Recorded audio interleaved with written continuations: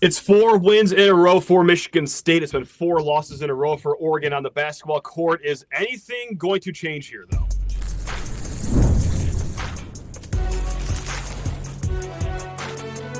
You are Locked On College Crossover, part of the Locked On Podcast Network. Your team every day.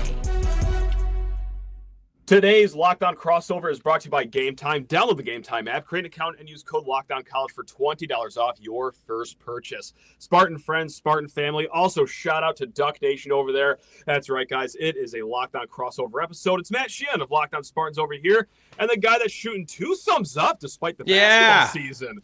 That's Spencer McLaughlin. Hey, Spencer, how you doing, man? You doing okay? Is that a good question? Big Seahawks guy over here. Okay, so you're doing okay. Big Seahawks guy over here. Yeah, nothing else. By the way, when you said 4 straight losses, I felt like Ant-Man in Captain America Civil War when he snaps out of it and he's being introduced out of the van. You go, what time zone is this? Only 4 losses in a row. Oh, my goodness. Can't believe it. Feels like more than that. Okay, look, I'm not trying to ruffle any feathers or trying to get under anyone's skin, but that's You won't. Nothing can hurt us, Matt. Okay. There's nothing you could do or say that would hurt us now. Because I was just going to factually say 8-10 overall, 1-6 in Big Ten play. Jackson Shellstad, who absolutely dotted Michigan State last year when the game was at Breslin, out for the season. Nate Bittle out at least a month. Is there reason to smile about anything, Spencer, on the basketball court for your Ducks? Football, you guys are Gucci. Like, that goes without saying. But for this basketball game that we're about to see Tuesday night, and I know I'm setting myself up for a world-class Locked On Spartans jinx right now, but in the here and now... You're not. You're that not bad? Is it that you're bad? Not. I mean, that's actually an interesting question that I haven't specifically answered before because I haven't been asked that exact question. That's what I'm here for. I'm trying to think of what there is to feel good about. The guys are not quitting. That's not me being sarcastic or just saying a generic mantra. They were 18.5-point home dogs to Michigan, and they were up at the half. It was a competitive 40-minute game. Michigan eventually pulled away at the end because it turns out you can't have an offense of – I mean, Sean Stewart had a career day. I think he had 20 points. And KJ Evans is not going to get his own shot, needs someone else to play make for him, which really puts the onus on Wei Lin, who's getting up to speed in the college basketball game but still has some up and down moments. And Takai Simpkins – who is a turnover machine, and he's a great scorer, and I love TK Simpkins, but he's not a dynamite pick and roll player, and that's who KJ Evans that are a passing big is going to thrive with the most. He's a slasher more than a slasher or a roller more than a straight post up guy or someone you run the offense through. So yeah, I mean that's the upside is they've gone through this horrible stretch. This is going to wind up being the worst season in Dana Altman's tenure. That includes his first. In his first, they went 20-13, I think, and won the CBI. Gotcha. I mean, coming off 2 pretty down years at the end of the Ernie Kent era in the Pac-10, it was RIP, and then RIP again, Pac-12. But that was I know that was a pretty down time. But he came in immediately, gave it juice, and it's been tournament or bust every single year. And there hasn't been even great coaches will have ebbs and flows. Dana Altman hasn't flowed down like this. Hasn't had a valley that's as low as what they're about to have, and it's all going to set the stage for an interesting offseason conversation. I did want to pull out one good thing here that's going for Oregon at least, or maybe it isn't anymore. You could be the judge of this, but I saw that you guys really high percentage in offensive rebounding, and this is something that's Michigan State's calling card here is being one of the best rebounding teams, maybe not even in the conference. How about the whole nation right now? But Spencer, is this because Nate Bittle was also doing a lot of the work on the glass? Or even with his absence, is there still a rebounding threat or 2, or maybe even 3 on the Ducks that can make this a little hairy here for my Spartans? No, it's not an accident that Oregon ranks really high in that department. KJ Evans is one of the best rebounders Oregon has ever had. Okay. I would put his rebounding prowess up there with N'Faly Dante, with... Sure. Heck, I'd probably take him as a rebounder. I'd probably take him over Jordan Bell. He's really, really good. He's big, he's athletic, he's strong. But there's a little. I'm a Trailblazers fan as well, as I'm sure many Oregon fans listening or watching out there are. I love Donovan Clingan. I love watching him play basketball. I wanted the Blazers to draft him the year that he was taken. I have been happy with it. I continue to be happy with it. When you watch great rebounders, they're not just what? Did you hate my point that much that you're throwing me off the screen? My laptop just spazzed out and just exited right off you. I'm sorry. Oh my goodness! Here we are talking about the one shining thing for Oregon. Yeah, the one thing that Oregon could do. Anyway, with Clingan, what I love watching and appreciating, I think Evans does this as well. Great rebounders aren't just big, physical, strong. They read and anticipate where the ball is coming off, and that's a skill. Certainly. And KJ Evans has that. Sean Stewart is he's probably the most athletic player on the court. Anytime he steps on the court, the skill component showed strides against Michigan, but is very hit and miss. But yeah, it's the strength of this Oregon team. They will rebound. I mean, you got Devon Pryor and Des Lindsey, who, if either one of them gives you 10 points, you feel like you've hit the lottery on offense.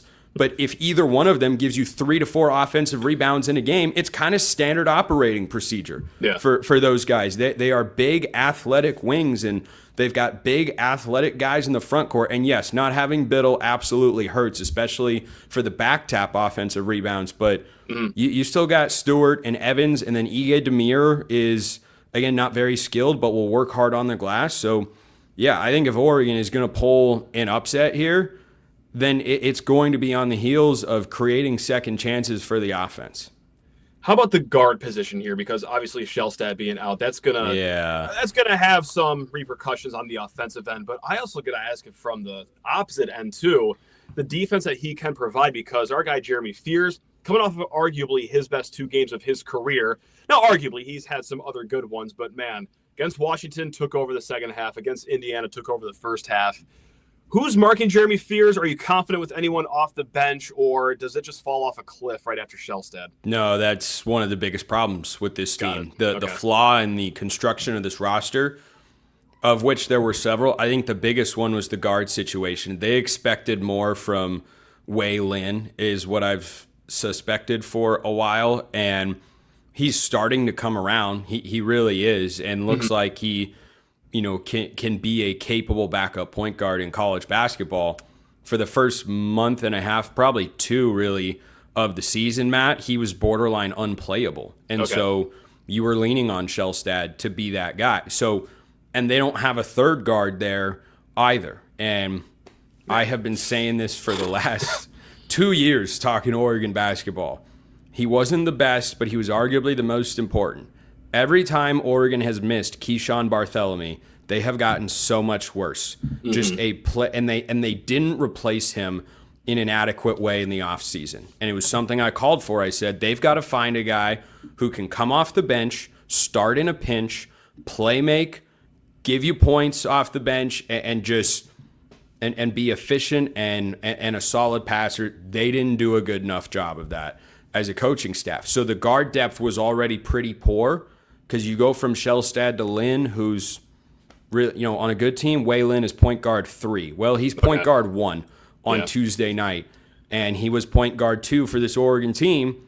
And Shellstad missed the first couple games, played, looked like Jackson Shellstad for the most part, and now he's hurt out for the season, and it's all just a giant bummer. So, yeah, the guard play, this team can turn the ball over a lot. They've gotten better at it, but they will turn it over a lot. They don't create as many assists as they should. They're at their best when they move it well offensively, but yeah, they miss a true point guard. So take Wei Lin overs then, if the Locked On Spartans jinx holds any water right now, after talking about how, there's a little bit of a drop off. Yeah, he's set to go nuclear. I could just see it as go watch the Rutgers game. Go watch the Rutgers game. He had, I think, 6 threes in that game. Yeah. Went absolutely crazy, and that was a couple weeks ago. Yeah, okay. So we're going to get the replay of that one. The Rutgers game was tough. Look, we don't have to focus solely on the bad going on with Oregon. Let's talk about Michigan State here for a little bit. But first, let's talk everyone's ears off about Game Time, the greatest ticketing app out there. Because Spencer, let's say some Ducks. They want to see Wei Lin shock the world. Yes. That's right over there in Eugene. Well, you might say to yourself, it certainly must be too late to save on tickets. I mean, No one can save tickets the day of or an hour before the game. Of course you can, Matt. What are you saying? See, because he knows ball. He knows game time. That's why Spencer is saying that, because they're last. Used it to go to an Oregon basketball game earlier this year. Hey now, let's go. That's what I'm talking about. Used it back when there was hope. Summer. Come on, no, an upbeat ad read. Come on, hey, upbeat. We also bought Tigers tickets a lot, especially late in the season when they were losing every games off game time. So, if you want to see happy times, sad times, who knows what kind of time you're going to get, because that's sports, baby. Go ahead, at least save yourself some money over at Game Time. Their flash deals, last-minute ticket deals, whatever it is, guys, they have ways to save you money. Wait, you use Game Time to go to Detroit Tigers games? Yes. Did you go to Game 5 of the ALDS? Okay, just going to keep on with the ad read here. Yeah. Create an account. Use code LOCKEDON for $20 off your first purchase. Terms apply. Again, let's go LOCKEDON College for $20 off. Download the Game Time app today. Tommy Canley, my hero. Just nothing. Was my mic nothing on? was more inevitable than when he walked onto the mound. Oh, man. Polo, anyway, my legend. Sit and change up all the way. Speaking of change up, do you have any questions for Michigan State? That was a decent segue, I'll say. That's I wasn't bad. That was not bad at all. No, I've had worse. Last year, when Oregon was actually good, which they were, had their best regular season in 8 years. Mm-hmm. Or hold on, wait, 7 or 8 years, and they went to East Lansing, and if I remember correctly, I walked away going, "Oh, Oregon's not as good as that basketball team," and that's a testament to what Michigan State was. So for the Spartans this year, they're actually, the folks in Ann Arbor could have a field day with this stat. They are favored against the Ducks on Oregon's home court at Matthew Knight Arena, which actually had a surprisingly good crowd for the Michigan game. Mm-hmm. Michigan State is favored by almost 10 points fewer than Michigan State is. And if that isn't an own the Spartans moment, I don't know what is. So what are the similarities and differences between this Michigan State team and last year's Michigan State team since the Ducks last saw them? Similarities. You could pop in DVDs or even VHS tapings of Michigan State basketball under Tom Izzo. It's just the DNA that he's laid out for 2+ decades. Defend, rebound, run. Now, we had a little bit of a lull after COVID. We had a 3-year blip where things weren't so great. But last year was the renaissance, returning to all that. Spearing this head of the snake is the defense, and it's been no different this season. They've had 7 Big Ten games. 6 of them they've kept their opponent to under 70 points. Not too shabby. Next up, rebounding. I think over the last 2 years combined, MSU's only been out-rebounded, I believe it's 3 times. It could be 4. But, man, do they take care of business on the glass. Now, the running, it comes and goes with every game, depending on the opposing playing style. But they still can obviously get out in transition.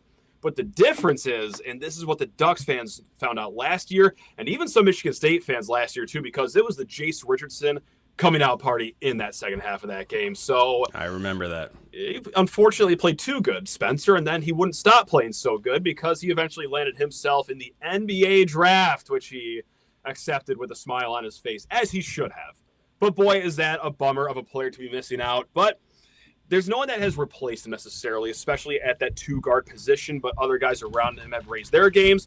Jeremy Fears in his 3rd year, Jackson Kohler in his 4th year, Carson Cooper in his 4th year, and in a day and age, and this is what, Izzo likes to rail on, in a day and age where kids just always bebop around and just go to the next school once things get a little tough at one place. Like, no, unlike that, he showed that you can actually grow, develop, and become a really solid player here, whether it's your junior, senior year, and it's working out here for Michigan State. So a little bit of the same, but with a little bit of a flare of difference with Kohler, Cooper, and Fears being that 3-headed monster right there. Yeah, Jace Richardson, by the way, 12 minutes a game, 6 points per with the Magic, 42% from deep. That's pretty good.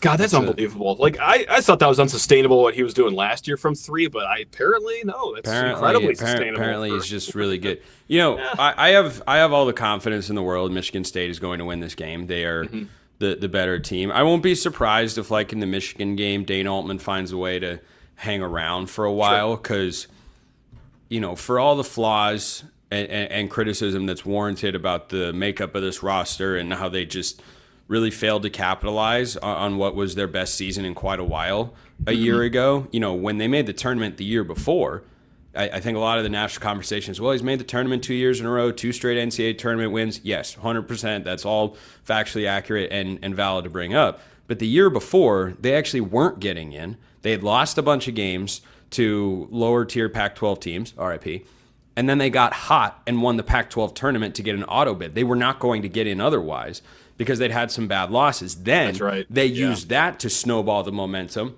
into a great offseason, bringing guys back, and you go and you're, you know, a couple of better minutes of basketball late in the game from going to the Sweet 16. And yeah, maybe you do lose to Duke, but Oregon hasn't been there since the 2021 tournament, the first one post-COVID. So it's been a little while, not since they've won a tournament game, since they've been there. So I bring that up to say I wanted to pick your brain because I think Oregon fans are really interested in hearing this particular discussion because it's the discussion. You mentioned that there was a lull there for Tom Izzo. What was it like? What were the records? How did it feel? And were there folks calling for his job? Because the primary discussion around Dana Altman right now is, should he be Oregon's coach next season?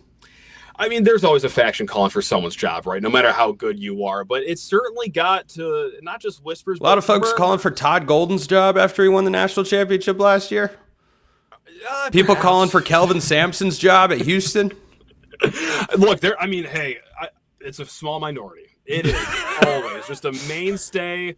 Okay, well, hey, when you don't win a national title in quite some time, there are some people that just aren't satisfied. And look, largely people are here in East Lansing. But in that 3-year stretch from post-COVID to last year, the loud minority got at least a little bigger slice of the pie here. It's like, all right, we need to move on to the next thing. Now, I will say, I still think 90% of Michigan State fans, even at the worst, still want Tom Izzo around.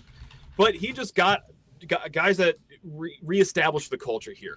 I mean, not to throw past players under the bus and say, oh, they just didn't have the winning culture or they were soft or anything, but it took guys like Jeremy Fears who would do anything to win here. Guys that are incredibly driven like Jackson Kohler to redefine the culture at Michigan State. I mean, so I really think that it's part coach, part player. I don't know if that's a thing going on with Oregon right now where it just seems like the culture inside the locker room is just a little laissez-faire, but it certainly seemed like they locked back in once they got this right class in here that, you know, said, okay, we're going to redefine what the culture is. We're going to redefine what the identity is here at East Lansing.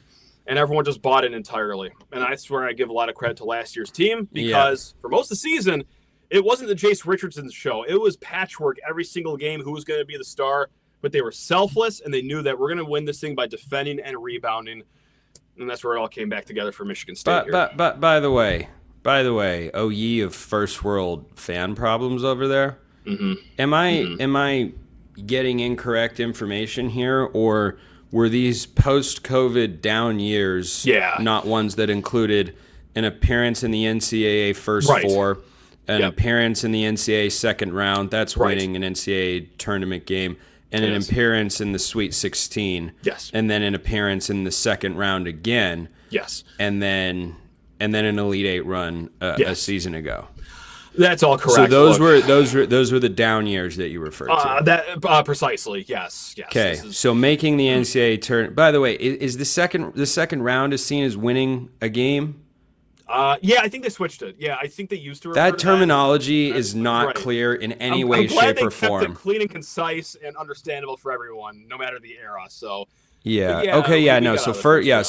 first round is the round of 64. First four is the play-in games Tuesday, Wednesday, and then the second round is the round of 32. So Oregon has been to the second round 2 years in a row. But I'll wrap with this because I'm curious as to others' input that are heavy into the basketball content space.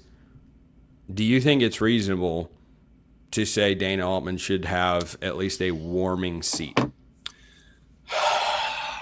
And remember, no Bittle for a month, no Shellstad probably the rest of the year. Right. Things were going south well before that. They have also both been in and out of the lineup this year, and those are your two best players. Yeah. I've just wondered how much cushion that gives Dana Altman with being the best coach in the history of the program. I wonder how much cushion that gives you with the administration. It is the fact that even before Shelstad and Bittle have gone out, that it wasn't the greatest start to the season necessarily. No, it was bad. It was bad. So, how old is he? How old is he? Dana Altman, 67. Yeah. I think the seat just has to be warm here then. Or, you know what? I don't think you fire him in this offseason, obviously, but I think it's understood, like, hey, we're getting back to the tournament, or it's going to be, hey, a forced retirement for you. Go enjoy a lake house over wherever you guys have lake houses over there. Enjoy your retirement. Cannon Beach. Go play 18 at Bandon Dunes or something like that.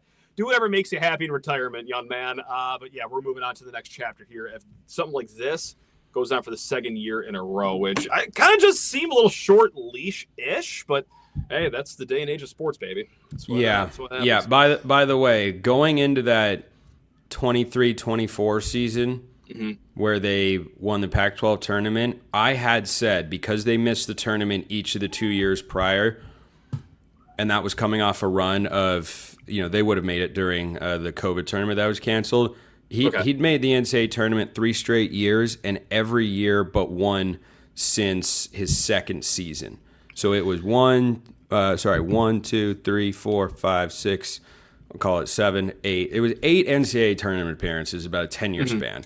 So I said going into that year, it's make the tournament or you got to, it's like 3 straight years, no tournament, can't do it. But then he did it. And then it got better. But now the step back is so staggeringly big. Yeah. I just wonder. I really wonder. And I'll just put a bow on it with this because I got to run. Sure. A win over top 15 Michigan State would, with this roster missing its 2 best players, would probably instill a lot of confidence. He's here till 2031 if that happens, so that's right.